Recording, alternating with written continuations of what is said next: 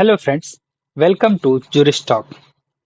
अभी तक अगर आपने हमारे चैनल को सब्सक्राइब नहीं किया है तो प्लीज़ सब्सक्राइब कर लें। आज हम लोग एक बहुत इम्पोर्टेंट टॉपिक देखेंगे जिसका नाम है आर्टिकल 22।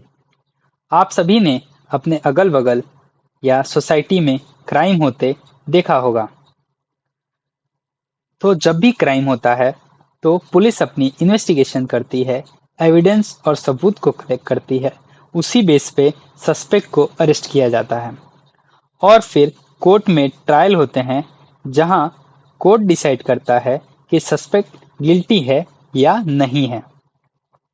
अगर सस्पेक्ट गिल्टी पाया जाता है तो उसे पनिश किया जाता है या डिटेन किया जाता है। तो इस तरह के डिटेंशन को हम प्यूनिटी डिटेंशन कहते हैं। प्यूनिटी डिटेंशन में आपने देखा कि जो सस्पेक्ट है उसके कोर्ट के ट्रायल हुए और कोर्ट के डिसीजन आने के बाद ही उसे पनिश किया गया या उसे डिटेन किया गया। अब हम सेकंड टाइप का डिटेंशन देखेंगे और वो है प्रिवेंटिव डिटेंशन।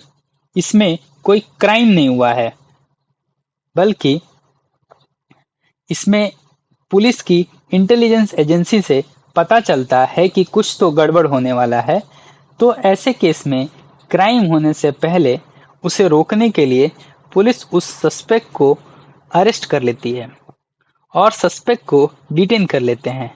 ऐसे डिटेंशन को प्रिवेंटिव डिटेंशन कहा जाता है।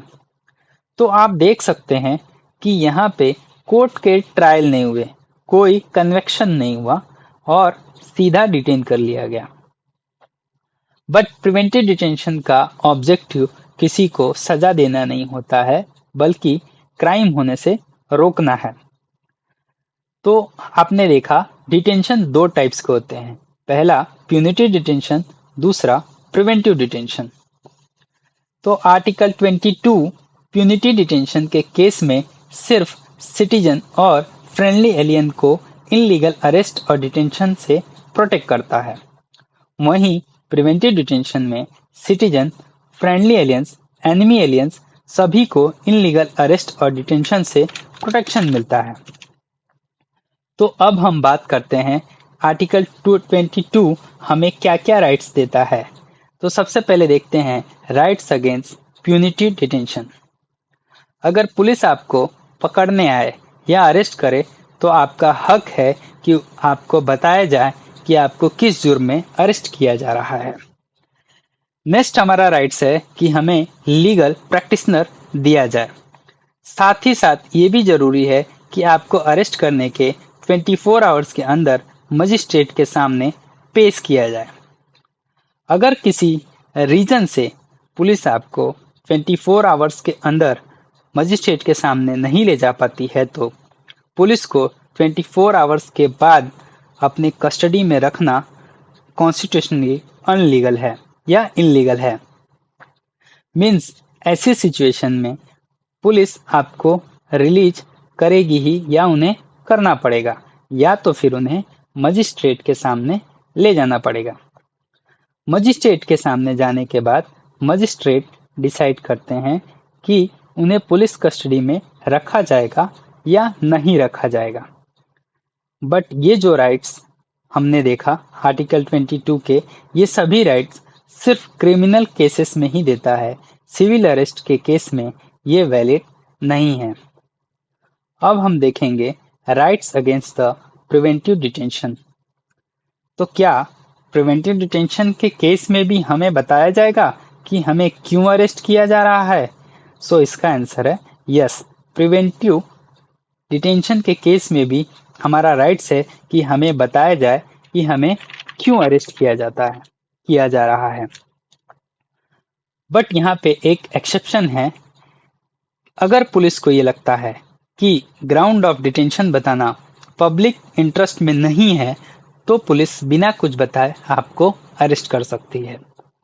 प्रिवेंटिव डिटेंशन के केस में आपको लीगल प्रैक्टिशनर दिया जाता है। और यहाँ एक इम्पोर्टेंट बात यह है कि प्रिवेंटिव डिटेंशन के केस में मजिस्ट्रेट के सामने ले जाने की कोई ज़रूरत नहीं है।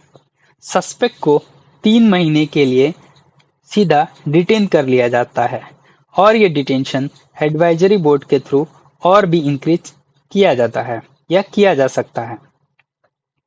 इस एडवाइजरी बोर्ड में हाई कोर्ट के जजेस होते हैं, बट यहाँ पे पार्लियामेंट चाहे तो लॉ बनाते समय ये फिक्स कर सकते हैं कि किस कंडीशन या किस सिचुएशन में डिटेंशन को 3 महीने से ज़्यादा एक्सटेंड किया जा सकता है, वो भी बिना एडवाइजरी बोर्ड से पूछे।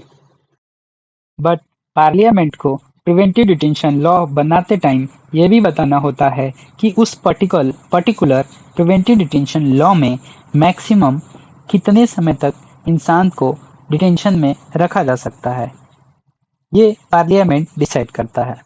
तो हम देख सकते हैं कि राइट टू फ्रीडम में टोटल 5 आर्टिकल होते हैं। ये 5 आर्टिकल कौन कौन से होते हैं आप हमें कमेंट में बताएं। Thank you. फिर मिलते हैं आपसे नेक्स्ट वीडियो में।